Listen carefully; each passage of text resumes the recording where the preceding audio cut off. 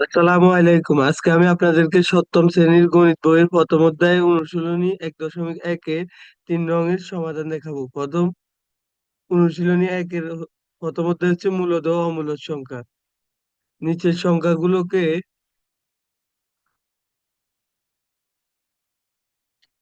কোন ক্ষুদ্রতম সংখ্যা দ্বারা গুণফল করলে গুণফল পূর্ণ বর্গ সংখ্যা হবে। নিচের সংখ্যাগুলোকে কোন ক্ষুদ্রতম সংখ্যা দ্বারা গুণ করলে গুণফল পূর্ণবর্গ সংখ্যা হবে। তো এই ক্ষেত্রে আমরা ক নম্বর প্রশ্নটা পাই 147। এটাতে আমরা এমন একটি সংখ্যা ক্ষুদ্রতম সংখ্যা বার করব যার ফলে ওই সংখ্যায় পূর্ণবর্গ সংখ্যা হবে। তো 147 যদি আমরা লিখি, তাহলে প্রথমে আমরা 147-কে মৌলিক গুণনীয়কের সাহায্যে বর্গমূল করি। তো 147-কে যদি আমরা মৌলিক গুণনীয়কের সাহায্যে বর্গমূল করি, প্রথমে পাই 3। 3 দিয়ে ভাগ করলে আমরা পাবো যে এখানে 3 4 12 আর হচ্ছে 2 27, 3 নং 27, 49 পাবো। আর এটা আমরা জানি 7 দ্বারা বিভাজ্য, 7 7 49। আমরা তাহলে 147, এখানে আমরা 147 ক্ষেত্রে পাবো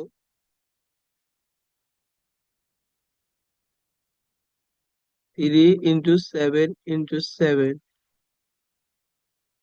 3 × 7, অর্থাৎ আমরা এখানে দুটি সংখ্যা জোড় অবস্থায় পাচ্ছি, সাথে একটি জোড়া সংখ্যা পাচ্ছি, কিন্তু 3 হচ্ছে জোড়াবিহীন। 3 হচ্ছে জোড়াবিহীন।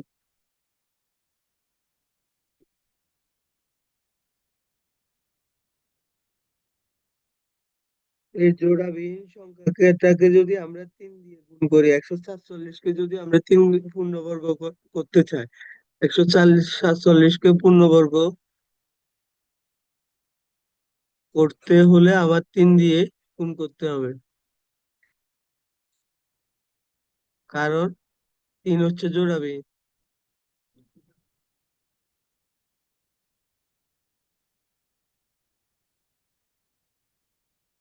তাহলে আবার সুতরাং ক্ষুদ্রতম সংখ্যা কি হবে?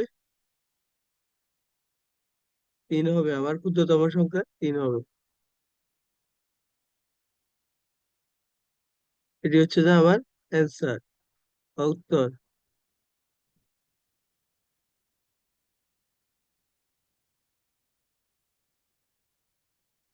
পরবর্তী আমরা যে প্রশ্নটা সলভ করব সেটা হচ্ছে যে খ নং প্রশ্ন, যেখানে দেওয়া আছে 384।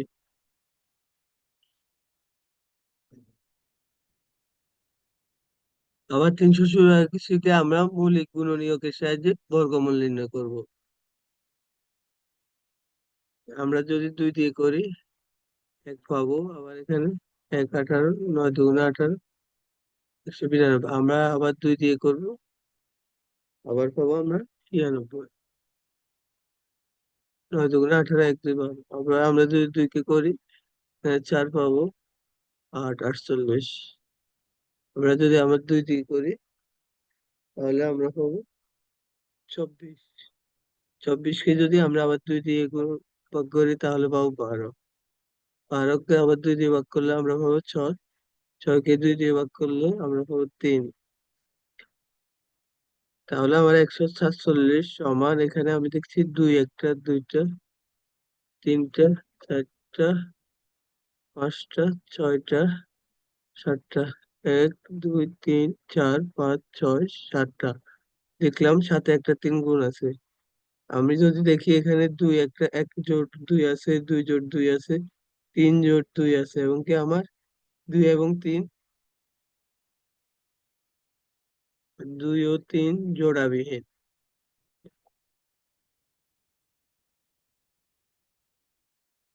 তাহলে 384-কে পূর্ণবর্গ করতে হলে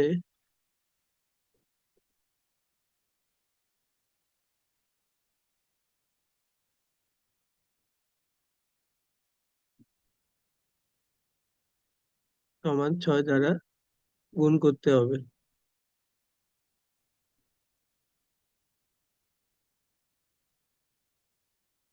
তাহলে আমার ক্ষুদ্রতম সংখ্যা কি হবে? সুতরাং ক্ষুদ্রতম সংখ্যা 6। ক্ষুদ্রতম সংখ্যা হবে আমার 6।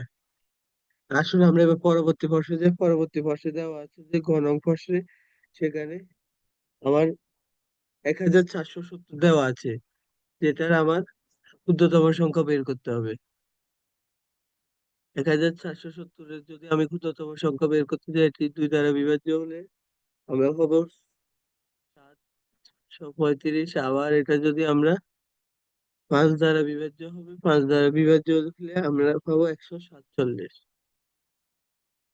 147কে যদি আমরা 3 দ্বারা বিভাজ্য দিই, তাহলে আমরা পাবো 49, যেটি আমরা একবার দিয়েছি অলরেডি। আর 7কে আবার 7 দ্বারা বিভাজ্য দিই, তাহলে আমরা এখানে কি পাচ্ছি?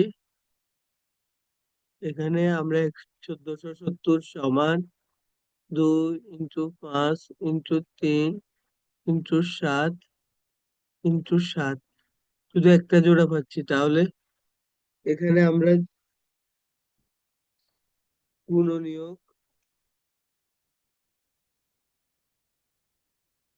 2, 3 ও 5 জোড়াবিহীন,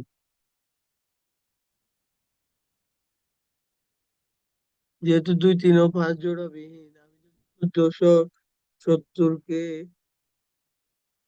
2 × 3 × 5 সমান 3 × 5 = 15, 15 × 2 = 30, 30 দিয়ে গুণ করলে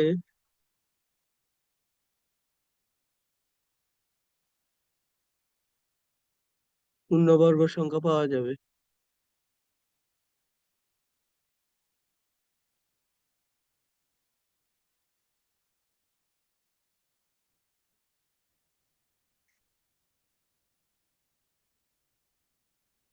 এটা কত সংখ্যা হবে?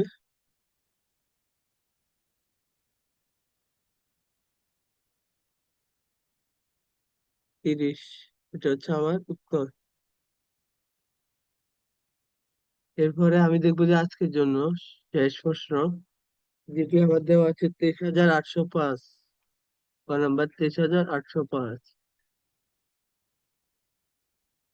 23,805কে যদি আমি,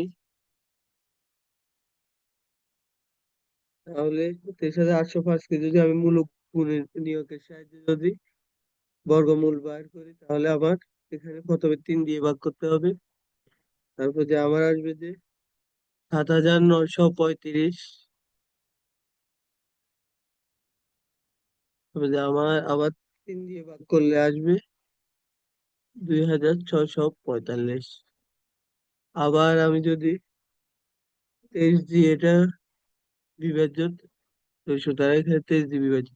আমি যদি এখানে, আমরা দেখতে পাই 23,805 সমান 3 × 3।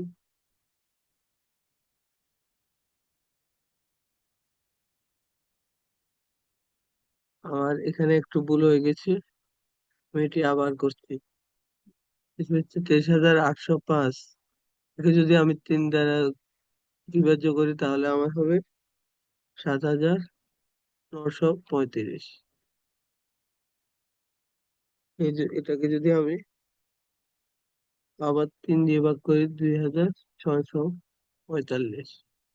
2,645কে যদি আমি 5 দিয়ে ভাগ করি, তাহলে আমার আসবে 529। 529কে আমি যদি আবার 5 দিয়ে ভাগ দিই, আমার আসবে 5। তো সুতরাং এখানে, সরি, 529কে আমার 23 দিয়ে ভাগ করলে এখানে আসবে 23। তাহলে আমি এখান থেকে পাইতেছি 5 × 23 × 23। তাহলে আমি এখানে জোড়াবিহীন সংখ্যা পাচ্ছি শুধু একটি, এটা জোড়া, আর এটা হচ্ছে যে 5 হচ্ছে জোড়াবিহীন। 23 আবার × 23 হচ্ছে জোড়াবিহীন। আমি যদি এখানে দেখি, তাহলে গুণনীয়ক 5 জোড়াবিহীন। এখন যদি 23,805কে পূর্ণবর্গ করতে হলে,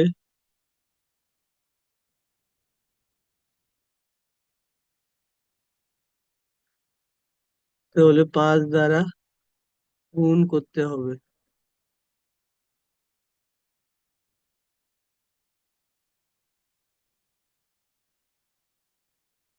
সুতরাং ক্ষুদ্রতম সংখ্যা হবে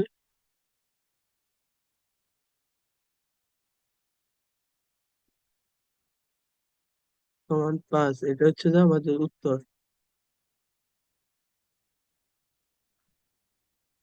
আজকে এইভাবে। আসসালামু আলাইকুম, আজকে এই পর্যন্তই। সবাই ভালো থাকুন, সুস্থ থাকুন, এটাই কাম্য।